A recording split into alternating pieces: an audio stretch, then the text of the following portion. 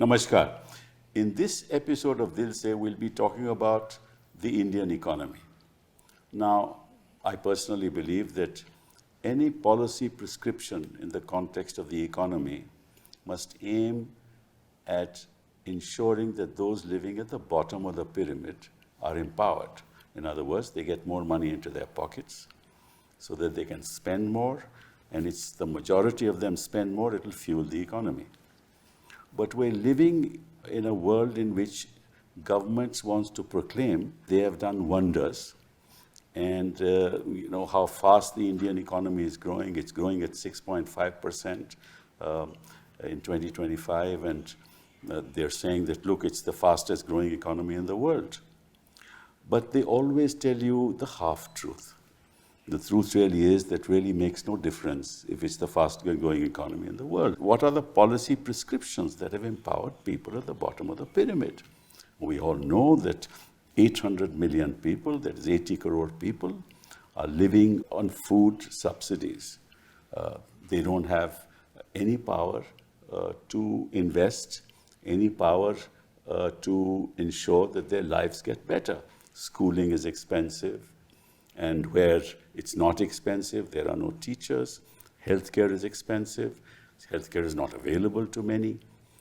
And in a sense, the disparity between the rich and the poor has increased over the years. Now, no government can say that, look, they didn't have enough time. This government had 11 years now to fix the economy.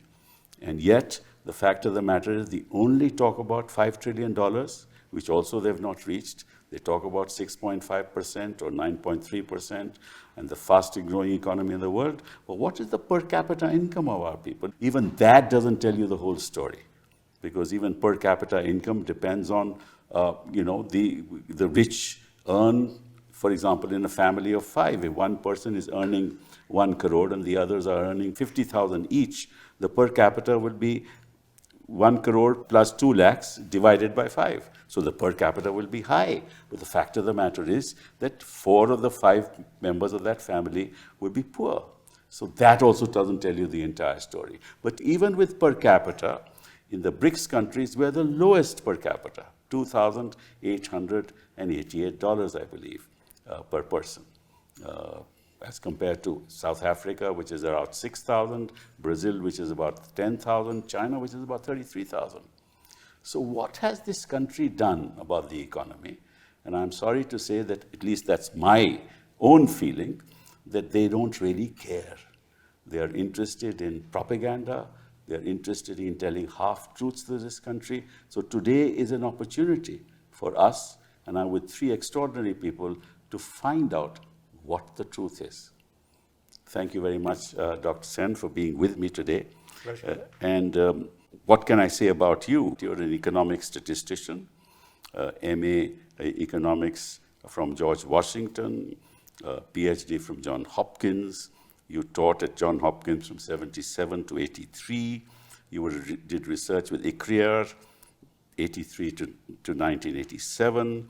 1990 to 94, you were economic advisor to the Department of Electronics. You were in the Planning Commission in 94. You've really authored 4 5-year plans. You worked with the World Bank, the IMF, my God. So much to talk about. So we'll find out what your views are on this. Arun, thank you very much for being here. Thanks. You're an expert on the black economy, which we'll talk about some other day, as to what's the state of our black economy. 84 to 2015, you were a professor of economics in JNU, authored several books and a contributor. But I see you on television every day and your articles all over the place, so thank you very much for being here. Jayati, thank you for being here. If I start reading about what you've done, it's going to take a whole 10 minutes again. But I must say that you completed your undergraduate from Miranda House, economics from JNU, pursued your MPhil PhD in Cambridge in the UK, got a doctoral thesis from there, taught economics in JNU for 35 years. My God, that's a long time. 1986 to 2020. You've written about 21 books, authored 220 scholarly articles, worked with UNDP, UNCTAD, and you were advisor to the UN Secretary General's High-Level Advisory Board. So I just go on, and I keep, of course, reading about it. But tell me, Doc, what's the real state of our economy? Stable. Okay. Okay? Which, in this day and age, is something to perhaps even cheer about. Okay. The rest of the world is really in dire shape. But having said that, the stability that we have, is that the stability we desire? And that was, in a sense, I think the point you were trying to make. Yes, we are stable. Yes, we have a situation where corporate India is doing well. Yes, we are in a situation where non-corporate India continues to struggle. But it's been this way now for 8 to 9 years. And in a sense, I think if you sort of look around, people take this as the new normal. Okay. The poor remain poor and the rich The poor are getting remain richer. poor, the rich are getting way richer. Right. So hasn't something gone wrong in between in terms of our economic priorities and policies? well, I don't know whether it's gone wrong. The question really is, what is the objective? If your objective is essentially to improve the lot of the people, then it has gone wrong. If your objective is to try and show a reasonable growth rate, you've done it right. If your objective was to accelerate the growth rate so that we actually can get to a situation where people are being drawn into the economic processes, we have gone badly wrong. So, we always used to talk about what should be the growth rate of India. And more or less all of us agreed it should be somewhere between 7.5% and 9%. We are stuck at a 6 to 6.5% range, and we're going to be there. Yes. But that is stable. Next year projections are also that, 6.5. Yes. The medium-term projections will all give you that.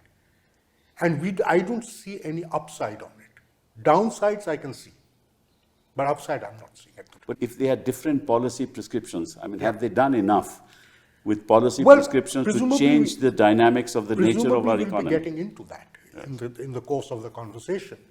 Because, yes, there is. So today, just to give you an example of how dire things are, a person borrowing, taking a working capital loan for 4 months, is paying just 0.5 percentage point less interest rate than a corporate which is borrowing 20-year funds. Just 0.5%, right? Any economist will tell you that is wrong. If, as with time, uncertainty increases and you demand a higher return. But in India, we've kept that almost equal. So what ends up happening is you are incentivizing capital-intensive methods of production and, in a sense, leaving the labor behind. Right. And that's a policy failure. This is not something that's happening with the market. It's a clear out-and-out policy failure. Let me ask you, how many people pay income tax in this country? I mean, effective income tax. So, about 9 crores are those who are either TDS payers or those who file a return. Out of 140 crores? Out of 140 crores. Okay. Out of this, about 6.5 crores either file nil return or very little. So you effectively have about 2.5 crores who are in the tax net. Out of this also, as per the Prime Minister's 15th August speech, only 1.5 crore are effective taxpayers who pay substantial amount of tax. Right. Those must be the really rich ones. The well-off, yes. Yeah. Those who are earning above 25 lakhs of rupees, they are the well-off. And if you look at also the data from the e-Shram portal, where your unorganized sector people were supposed to register, because the Supreme Court scolded the government during the pandemic and said how many people are in the unorganized sector you should know. So they set up the e-Shram portal. Now in that, as per the Prime Minister's Parliament statement, 30 crores have registered there. Okay. Out of which 90% say they are earning less than 10,000 rupees a month. Okay, so that's the state. I mean, they're close to poverty line. So in other words, the gap between the organized sector and the unorganized sector is huge. Those who are in the organized sector getting all the benefits. And it is that growth that you see. And 80 to 90% are in the unorganized sector. So as per the Rajya Sabha question 2017, 94% are in the unorganized sector. Okay. So 94% are working in the unorganized sector, 6% are working in the organized sector, and the growth that you see is of the 6%. And the gap between the 6% and the 94%, that's what is increasing. And that's why you see massive unemployment in the unorganized sector, So when we talk about unemployment, it's women's unemployment, it is the educated youth between the age group of 15 to 29 who don't have jobs, who are looking for jobs, So there's massive unemployment in the economy. And unemployment is also of different kind. One is you're looking for a job, not finding it. Other is you're underemployed. You stand in the market for 12 hours, you get 2 hours of work, so you're underemployed. Then there's disguised unemployment in agriculture and in trade. The whole family sits at the shop, but only one person is needed. Or the whole family goes to the farm, but only one person is needed. So there's disguised unemployment. And then there are those who have given up looking for work.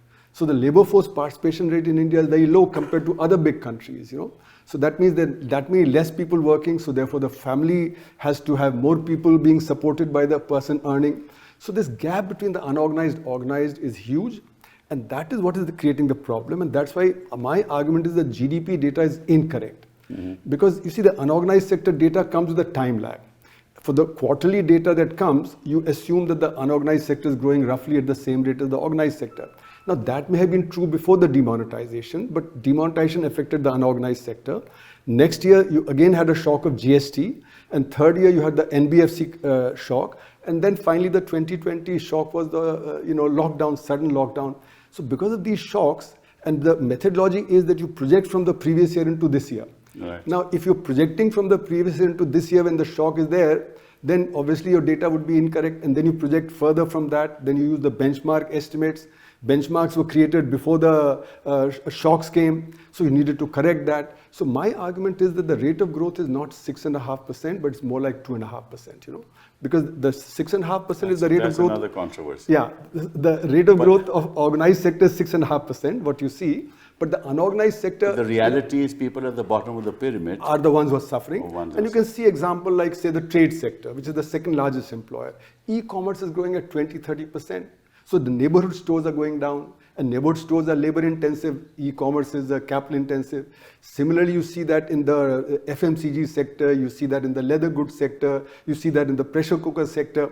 So a declining sector is proxied by a rising sector, so GDP is overestimated. Now, the implication of that is if the unorganized sector was growing at 6%, the unemployment would not have been so large. It's actually because declining, that's why the unemployment situation is as bad as it is. And therefore, in a sense, Indian economy is splitting apart, inequalities are growing, and that's why the demand is short, and the demand is short, capacity utilization becomes short, and RBI's data on capacity utilization comes from the organized sector. That is showing it's hovering between 70-75%. That's inadequate for investment boost. So private sector investment is low, and the finance ministry keeps saying the public sector investment has been raised, but private sector is not coming forward to invest. So they're not. Even the public sector investment is giving some employment opportunities. But that's going into capital intensive sectors. That's when you have public, stuff like that. Big highways, now see, earlier you used to employ a lot of people there. Now with big cranes, big bulldozers, you don't have much employment generation there. So where do you get employment generation? In rural employment guarantee scheme, in education, in health, in rural development. All those are cut. That's true. So therefore, let me move on to you, Jayathiya. In a country where, after all, jobs are created when the manufacturing sector is doing well. And manufacturing sector in India, I believe, if you look at the GDP, it's only 13 to 15% of the GDP. As opposed to China, which is, I believe now 30%, and it's going to be about 45%. Of the total goods manufactured in the world, it's manufacturing about 30% today, and it will be 45%. I believe this is the kind of data I have. Oh, you mean China's share of global manufacturing? Share of the global manufacturing. That's why there's huge employment there. And our share of manufacturing, where the GDP is only 13 to 15%. Where are going to people get jobs? So, that's a more complex question about manufacturing. I come back to that, but I just want to emphasize what Arun was saying about employment. Because, I'm not a big fan of GDP as an indicator of progress. But supposing you think of other alternatives, and there's lots of stuff going on now, in fact, in the UN, discussions about other measures. One of the measures we had suggested, and which is actually being considered, is the labor market indicator, which is the proportion of people in employment, that is, of the working age population. So you're not looking at the unemployment rate, which has many other issues. The people of working age who are employed into the median wage. That is the wage, half of the distribution is below that, the other half is above. And that's actually a better indicator than the average wage data that we throw around, because that gets skewed at the top. Right. Now, if you look at the labor market indicator for India, in fact, it's really quite interesting. Per capita GDP has been going up. Labor market indicator has been stagnant and falling. So, when you were talking about the bottom half of the population has actually been doing worse in this period of 6 to 7% rate of growth. So, a big issue in our entire development project is our inability to generate jobs. So that's why I asked you the question on manufacturing. Yes. So, the problem is that manufacturing will no longer generate jobs. We have to recognize, manufacturing is important for many other reasons. It has synergies, it's critical for technological development, knowledge, etc. We cannot avoid manufacturing, but we cannot expect manufacturing to give us jobs Because anymore. the nature of the global economy has changed. Is And that technology, the reason? Right? China, by the way, the share of workers in manufacturing has been falling for 14 years in China, because they are just getting much more productive. They are doing much more automation. But they're getting more skilled also. Well, it's automation, mechanization, robotization. They're global leaders in all of that. Correct. But it really means the manufacturing of the future is not job generating.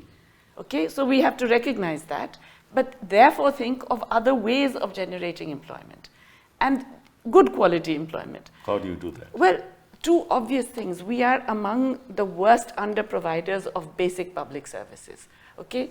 Health spending per population. Health spending, we have, I think, 1% of GDP at the moment? 1.2%, yeah? Yes. The average for middle-income countries is 3.5.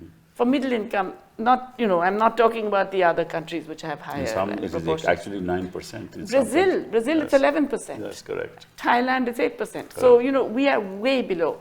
Education, similarly.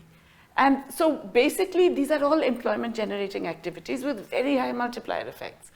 So that's one way in which you focus employment generation. That's a long-term thing now, because by the time you set right your education system, by the time you have skill development programs, it's going to take 5-7 years. What's going to happen? No, wait. Why is it long-term? Just filling vacancies in central and state governments gives you 15 million jobs. But Just filling the vacancies. Are people equipped to fill those vacancies? Yes, people are equipped. We are not filling the vacancies. Because we don't have the money to... we keep saying skill mismatch, etc., etc. I don't buy all of that. Okay. We have people, we have educated people, they will also learn on the job. They're not, they're not all stupid. And so, in fact, if we just begin by filling vacancies, you're already generating, I think, 13 million was the last time I calculated. Significant, which has, again, positive multiplier effects. However, on manufacturing, and I think there Arun's point is so important.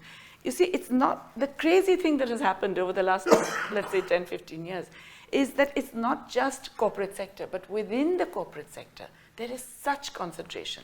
So around, one study found 90% of profits going to the top 100 companies.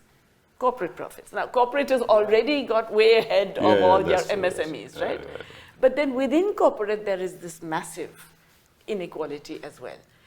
So we have to focus a lot of our industrial policy on the MSMEs. We have really no proper focus. If you look at the world, whether it was Japan or Taiwan, it is these MSMEs kind of structures that actually give a boost to the economy. And in here we've been languishing. We haven't.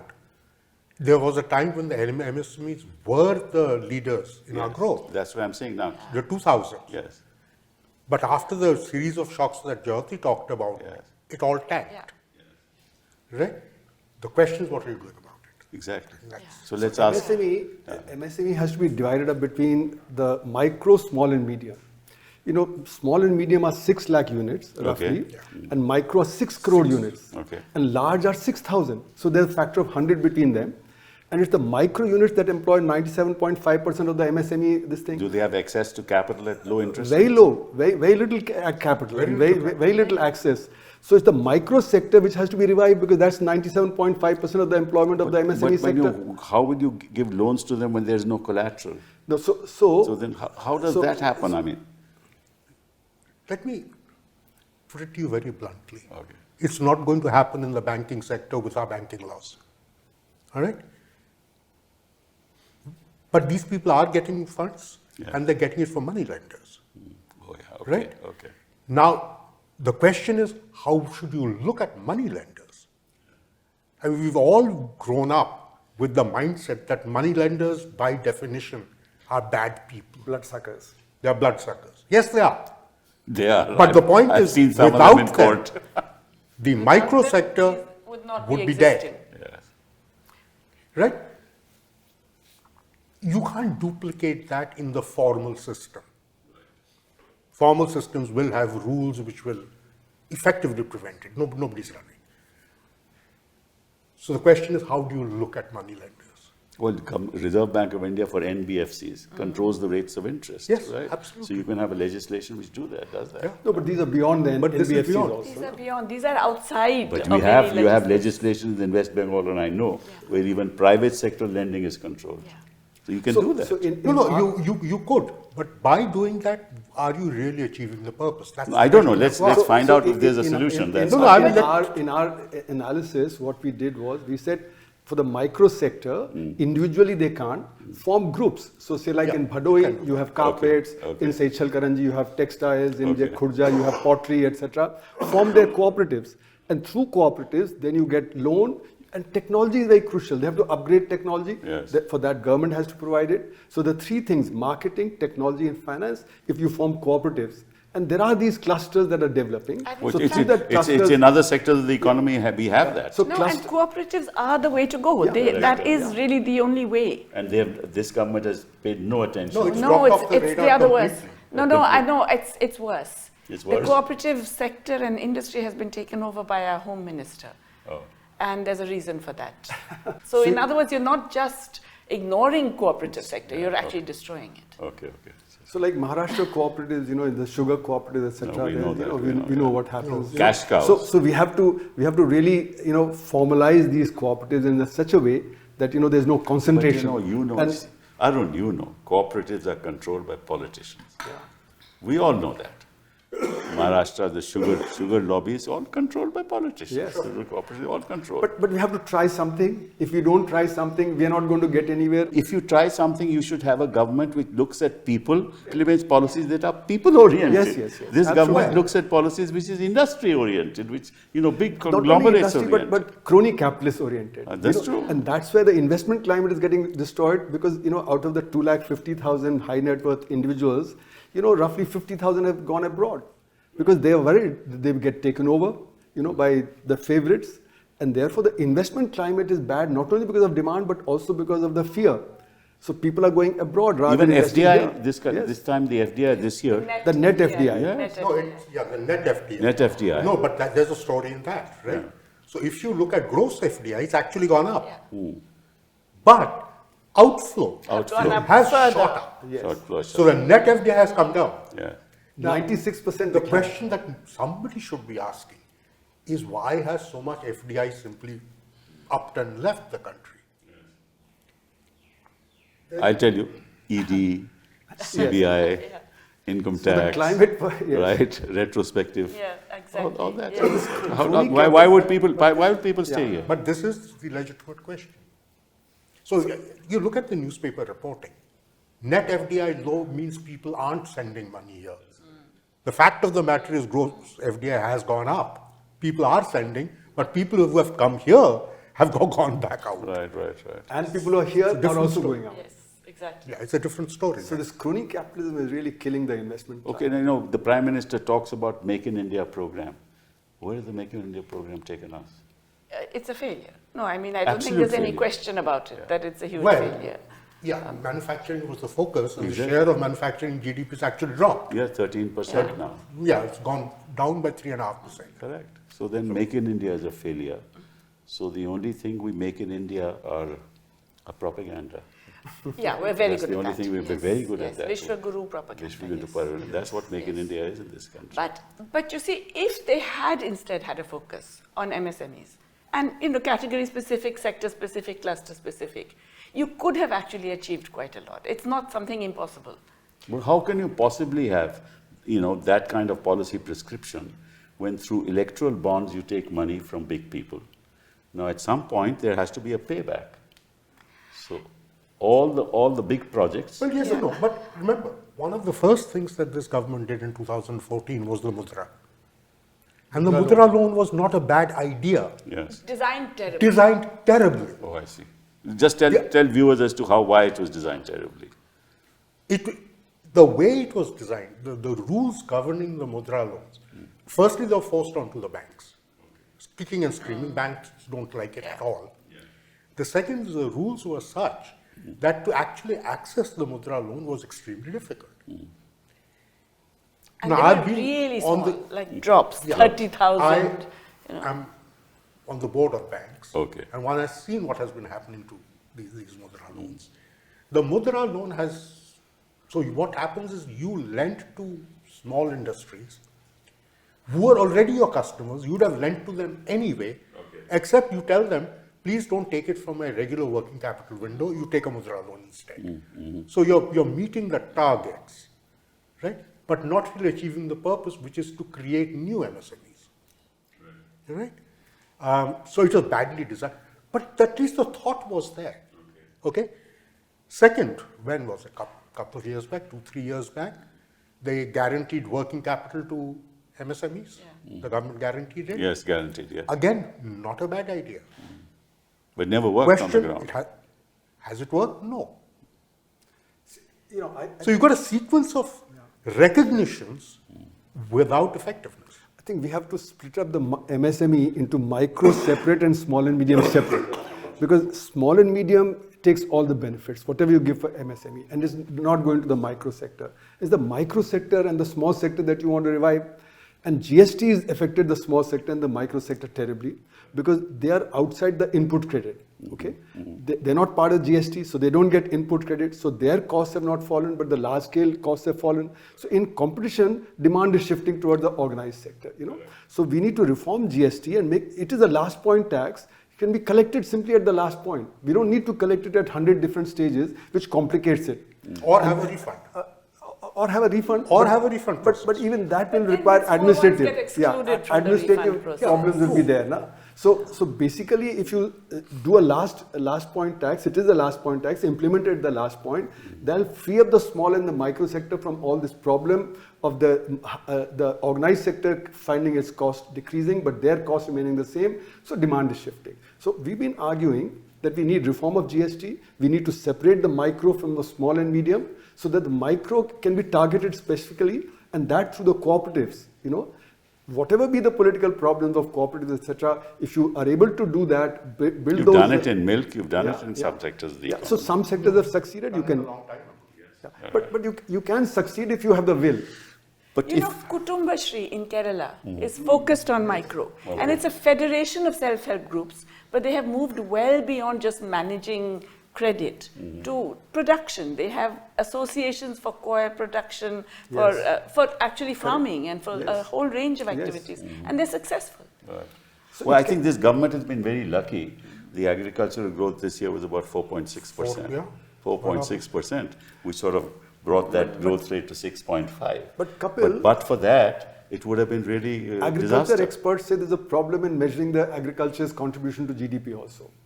Because last You year, have problems with all these statistics. yes, I have problems with all the statistics. But it's It's true. It's true. See, in agriculture last year, we said there was a record output, right? Yeah.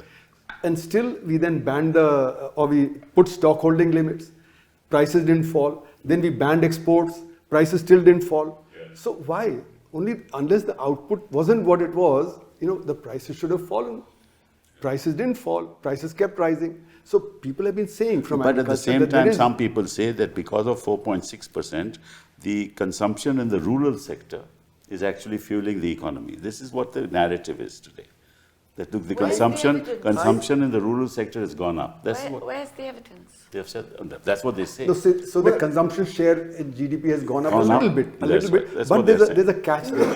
The catch is that agriculture share in GDP is about 16%. Yes, 16 to 18%. So even if that goes up by 2%, how much is it going to go? 0.03%. Okay, that's not going to boost consumption very much. So agriculture's contribution to GDP being very low is not that agriculture is going to give a big boost. Yes, it will help some, right? What you need to do is services. Services now 55% of GDP. That is where you have to give a services boost. are the creamy layer of this country. Are in No, all services of are everywhere. Unorganized, therefore, organized. You come back to the same question: what are you doing about 800 million, 900 million people of this country? No, but then, again, the question is that services are not a homogeneous group. Exactly. Right? So again, you can broadly classify services into two categories. One are services that you and I directly consume. Right? Other are services which are being provided to the production sectors. And the production sectors are usually agriculture and manufacturing and other services. Right. And if you really look at the breakup of services and you do a rough classification, they're about 50-50. Right? Now, I can see a situation where our consumption of services will continue to grow. But the point is that the other half depends upon your production sectors to grow strongly as well. Otherwise, their growth is not going to happen. Right? So one again needs to be careful. I mean, just lumping everything under services, I think we are doing a disservice to ourselves. Okay, so let's. And also services are in the unorganized sector and organized sector both. You have a dhaba and you have a 5-star hotel. That's correct. You have a rickshawala and you have the trains, right? Correct, So correct. it's both unorganized and organized. It's the unorganized sector that needs to come up. That's you know, true. organized sector, the organized sector 6% will demand and they'll get the organized sector services. Correct. But it's a chain. Right. If the unorganized sector does well, then all the unorganized sector, the services in the unorganized sector, and as he's saying very rightly, there are consumptive services and productive services. Those that you need for production and those that are consumptive. This discussion sort of, disappoints me in the sense that it seems to me that the poor are not on the radar of this government at all. Yeah. That's what it seems to me from what you tell Yes. me. Well, look, I don't know whether it's on their radar. The point is they don't seem to know what to do about it. Okay. Okay, they're two different things. Provide some money. Yeah, that's Yeah, what they give you. provide that's some right. money Cash and hope like transfers hell transfers. before That's right, elections that's and right. things like that. Yes. So that's not going to improve the lot of the poor. No, it's basically employment, conditions of employment, and viability of small producers. I mean, these are critical, right? And also farming. I mean, it's true, it's only Exactly. 16%, but still about half of our workforce. And farmers' movement has made very clear, specific, and doable demands. Completely ignored now for a very long time. And in fact, corporatizing, like the 3 farm bills, they were going to corporatize the trade Yes. in agriculture commodities. would have been disastrous. That would have marginalized them further. Right, You're doing away with APMCs. We saw what happened in Bihar in 2005 because of the APMCs. The farmers in Bihar were getting half of what they were getting in Haryana and Punjab. UP, and therefore they were transporting, the traders were transporting from Bihar into UP and West Bengal. So this government has to be sensitive to the unorganized sector, sensitive to the people at the bottom, and that's not there and that's visible in the budget. Every time the fiscal deficit rises, they cut the schemes for employment generation and they provide more What's the for fiscal deficit this year? I believe it's 4.7%. 4.8% or thereabouts, yeah. And the objective was to bring it down to 4.3. So there's a glide path that Yeah. they have, and I think Pranav why would don't support you- that it's going down. Yeah. Yeah. So But it was with supposed a to- lot of off-budget stuff continuing. Let's not ignore that. True. The question then is it going up or down? The off budgets have been there for A long time. Forever. Every government. Every That's government right. has off Yes, budgets. including yours. So I said every government has. Yes. So, government. and I don't think any of us who actually work it, we actually sit down and work out what the growth rate of the off-budget items are. I had done that. I had Okay, done that a while that's ago, and it had gone up significantly. Okay. But this was, I think I did it, it's already now by 2018. So God knows what's happened since then. But it had One gone more- up to 2018. One more thing is we have to worry about decentralization. Our states are suffering. And that's where a lot of the programs of employment, education, health, Well, the etc. states are not allowed to borrow. That's another problem. Well, if you're the wrong political Yes. party in power. I know that. And, Yeah. and also the resource transfer from the centers. Yes, Jyoti has been writing on that. Exactly, It's gone down in between to From 35%, 41% of it has gone Yeah. down to 30 or 32% or 32%, in yeah. between 35%. So they are suffering, and therefore they are unable to carry forward these programs for the poor people because they are the directly people. Then our local bodies, they lack resources. So local bodies also have to be brought up. So that's why this division between center, state, and local bodies is very important. and our finance commission should look at that. Okay, let's move on to something else, because I think that we've done a lot of discussion on the state of our economy. But what's going to happen to the economy and the impact on the Indian economy on what's happening around the world? Trump, China, and its impact on India, China and ASEAN, China in BRICS, China and Russia together now, wars going on. How's it going to impact us? Can you give some thought to that? Well, let me put it this way. We face much less damage from what is happening in the US, what Mr. Trump is doing unto us. The bigger damage is really a collateral damage between the US-China war, because that's going to affect us quite seriously, both in terms of our domestic market as well as in terms of the export markets that we were addressing. And that is deeply worrying. At the moment, we are not seeing that effect, simply because things are still up in the air. Paused. Yeah, it's all paused. It's all paused, yes. The Chinese have started becoming a little more aggressive on their export front, but not a whole lot more yet. But that's going to happen if Trump actually goes on with his agenda. So our real problem is going to be China. Because China will desperately need to keep their economy alive. It's already under serious pressure. And they have to break out of it. If the US is not going to absorb Chinese products, then the rest of the world The US is. no choice, according to me. They'll have to absorb them. No. because- Well, through third country. yeah, they'll come there. So that's already started. I would say the other way around. I think the damage is done. Even if they come to a deal, etc., etc., Yeah, the the damage damage- is done globally, because globally we're having a significant deceleration of investment. Who's going to invest in this period of uncertainty? Which then leads to global recession and all of the associated implications. Now, I think what Mukul is saying, look, China has got a deal with ASEAN, a trade deal with Yes, ASEAN. yes, yes. ASEAN has a trade deal with India. Correct. So the whole rules of origin business, it is very, very likely that we will get some of that surplus. But remember, US is only 13% of China's exports now. They've already diversified. They did a lot of it through Vietnam, They did it a lot, Cambodia. yeah. But a lot means not that much. They have actually significantly diversified to Africa and Latin America. You're right, we will get some of that impact, but I don't think that much. You know what my bigger fear is? My bigger fear is the response of the Indian government to the trade threat.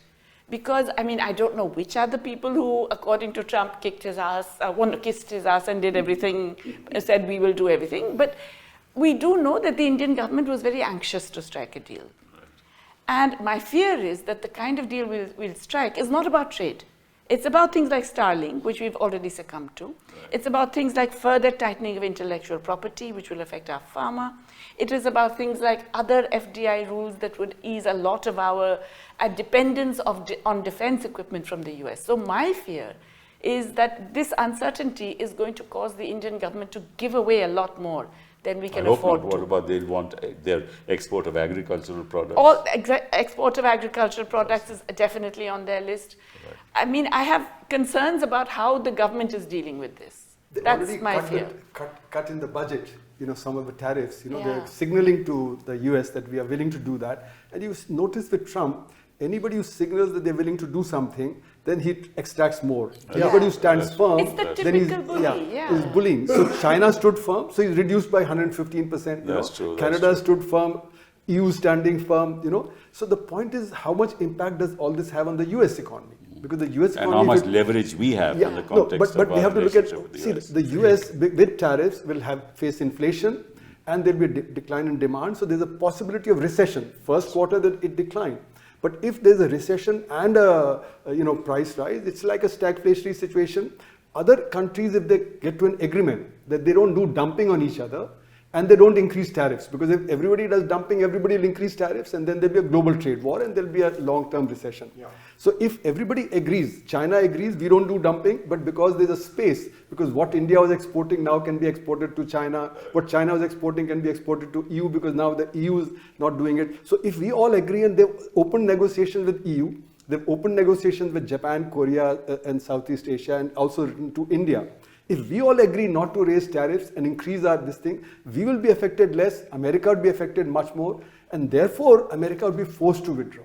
It's unlikely that that's going to happen. No, but you know, I tell you that. But he's a transactional man, he might. You might know actually. Why is it that nobody is saying, let's collectively go back to WTO? Nobody's That's the saying only it. forum. They are. There's a huge, I mean, if, of all people, the Europeans are saying it big time. Latin Americans are saying it. There's a lot of stuff going all on agree there. is like a In going fact, to WTO. Joe Stiglitz calls it G-1. Yeah, Yeah. exactly. That's right. Yeah. So all of us getting Just together is like pretend going they're to not WTO. there. It's multilateral as opposed to bilateral, you know? Yeah, So no, make so it this is multilateral, you know? This is the time actually to strengthen WTO. Except, I mean, let's also agree that not everything in the WTO was all wonderful. Of But, course, of course. but given Better the than basic this. It's a rules, platform. yeah, Multilateral on is this better. route, It's a multilateral, I mean, there is a lot of discussion. Well, I find it very interesting. You know, the US withdrew from the UN tax negotiations. Yes. They are carrying on as if nothing's happened. It's really fascinating to see that all these countries are there. It's just like, okay, one person left the room, no problem, you know. The financing for development discussion, again, US was a big player, right? US is clearly going to either not come or be obstructionist. They're carrying on as if nothing's That's happened. good. That's good. G20, US has declared it will not come. I mean, the South Africans are hyperactive on everything with the other members. So I have a feeling countries are doing this. It's in their best interest. And actually, if US withdraws what it's doing, that'd be good for everybody in the long run. Okay, now Including the US. Yeah. Be the Including last, for the US, the absolutely last right. thing we just discuss is our situation with the Chinese, because the kind of distortion, kind of limited exports we have, and the exports by China into India has got $101 billion now, right? And we are exporting what, 20 billion? 17, 18. 17, 18 billion. Where So would we have this a trade take us? deficit, yeah. They're controlling everything. But that's because we've been stupid, not because they have been manipulative. I do want to emphasize this. Look, we were the world's biggest producer of bulk drugs. We gave it up in liberalization. We are now importing 90% of our bulk drugs from China. And yet then we're saying, oh, you know, we'll be all aggressive. the They could ingredients. stop our pharmaceutical industry tomorrow. You Yes, know, that's what I That's mean. the kind of dependence Exactly. we have created. But we created that. Well, how do we get out of it? By building the bulk drug production back again. They You actually, need protection for that. yes, definitely. You will need R&D, protection for that. Yes. R&D, So, we are very as you weak. said. You know, Well, we are R&D spending- where it's disaster. I Yes. mean, they have So absolutely. that's what is needed. This government's I mean- biggest failure, according to me, is not bothering about R&D in this No, country. but that's been long-standing. But the point is, that without R&D, you will not be able to upgrade. You will not be able to compete Nothing. globally. Yes, You know, exactly. and what's happened is that we are spending 0.65% of GDP on R&D. They're spending 3%, and they're 5 times But bigger. yeah, So they spend $50 billion 25 times more. us and $650 billion the Exactly. US, So- $500 billion China. That's what's being spent on R&D. Where are we going to So compete? we have to have a with these? strategy, actually, Kapil. We Well, don't have a strategy. Your strategy is to win an election. That's your only strategy. Come what may, tell the people half-truths, less than truth, win an election, go on, have another 5-year term, not bother about the real people in this country who need the benevolent hand of the government. Forget the people, think of our politics, think of winning elections. That's what it is. Thank you. Thank you very much. Thank you. Thank you.